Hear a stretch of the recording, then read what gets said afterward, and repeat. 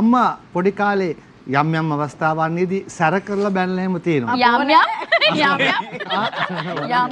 යම් අවස්ථා සියලුම අවස්ථාවන්හිදී මට දැන් තේරෙනවා.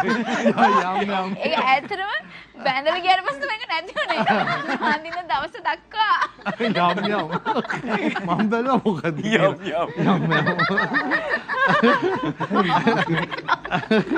හැබැයි ආරංචිය තියෙනවා ඔය දෙන්නට එහෙම බැන්නට යම් යම් නොවේ සෑම අවස්ථාවකම යම් අවස්ථාවකවත් දුවලා දෙන්නට බනින්න දෙන්නේ නැහැ කියලා. මං කැමති ඔයාගෙන් අහන්න. ඔව් ඉතින් අපිට හර නිකන් අපි දෙන්නට අපි තුන් දෙනාටම අම්මි හරි සැරයි බනිනවා ඔක්කොම දේවල් කියන්නේ ඒ වුණාට බබාලා දෙන්න ගත්තොත් අපි දෙන්න ක්‍රිෂාලට සාන්ඩ සැර කරා කිය. ඒතර ඒකට අපි වෙනුම. ඒ දෙන්නට කිසිම දෙයක් නැහැ. ඒ දෙන්නට ෆුල් නිකන් කන එකද පොඩකට අඬන්නවත් දෙන්නේ නැහැ. කියන අනේ අඬවන්න එපා බබා අඬවන්න එපා. ඉතින් මම බලෙන් අඬවන්නේ නැහැ. ඉතින් අඬනවා. එහෙමවත් අඬවන්නවත් දෙන්නේ නැහැ.